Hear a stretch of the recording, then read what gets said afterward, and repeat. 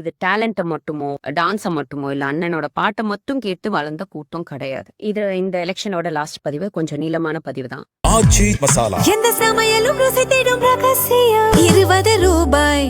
மாற்றம் வேணும்ன்றதுக்காக டிவி கேக்கு ஓட்டு போட ரெடியா இருக்கக்கூடிய ஒரு சில ஆட்களுக்கான பதிவு தான் இது. மாற்றம்னா என்னங்க? இடுப்புல கட்டின துண்டு தோள்பட்டைக்கு போச்சுல, அது மாற்றம். கை நாட்டு வச்சிட்டு இருந்த நம்ம கையெழுத்தா மாத்தணும்ல, அது மாற்றம். பெண்களுக்கு சொத்துல சம உரிமை இருந்துச்சுல, அது மாற்றம். விதவைகள்ன்ற பேரை எடுத்துட்டு கைம்பெண்கள்னு மாத்துறாங்களே, அது மாற்றம். மாற்றுத்திறனாளிகளுக்குன்னு ஒரு பேர் வச்சாங்க, ஊனமுற்றோர்ன்றத மாத்தி, அது மாற்றம். அது மட்டும் இல்லாம திருநங்கைகள்ன்ற ஒரு கௌரவ பேர் கொடுத்தாங்க, அது மாற்றம்.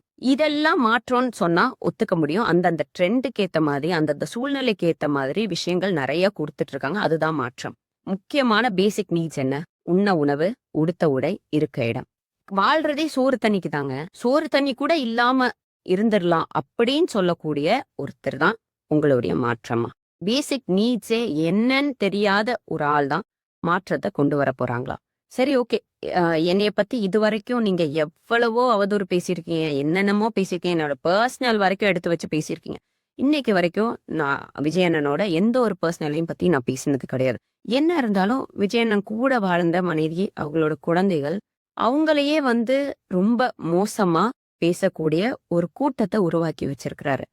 இதெல்லாம் எங்க? இதோட மைய காரணம் எங்கன்னு பார்த்தோம்னா, விஜயண்ணா விசஸ் அஜித் சார் அப்படின்ற மாதிரி ஒரு டாக்ஸிக்கான கூட்டத்தை தான் உருவாக்கியிருக்கு. இது டேலண்ட்டை மட்டுமோ இல்ல டான்ஸை மட்டுமோ இல்ல அண்ணனோட பாட்டை மட்டும் கேட்டு வளர்ந்த கூட்டம் கிடையாது.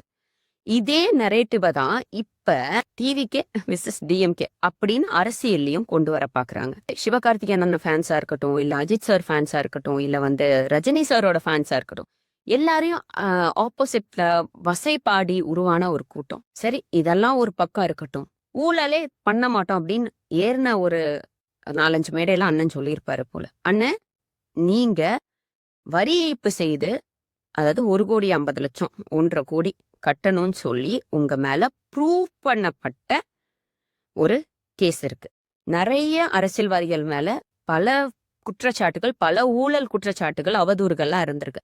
ஆனா எத்தனை ப்ரூவ் ஆயிருக்குன்றத பார்க்கணும். அப்படி சொல்ல போனா அண்ணே, நீங்க ஒரு ப்ரூவன் கிரிமினல்.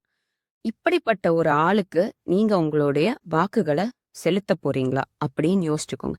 நேத்து கூட 100 கோடி சொத்து மதிப்பை ரீசெண்டா நடந்த அந்த நாமினேஷன் லிஸ்ட்ல காட்டலன்னு சொல்லி சென்னை உயர்நீதிமன்றம் சொல்லியிருக்கு. இந்த மாதிரி ஒரு வல்கர் வாரியர்ஸ் கிட்டையும் சாம்பி கூட்டத்துக்கிட்டையும் நாட்டை ஒப்படைக்கிறீங்கன்னு எனக்கு புரியல. மாற்றன்றது முன்னேற்றத்துக்கான வழியா இருக்கணுமே தவிர ஏமாற்றத்துக்கான வழியா இருக்கக்கூடாது. தயவு செஞ்சு சிந்திச்சு வாக்களிங்க. நன்றி.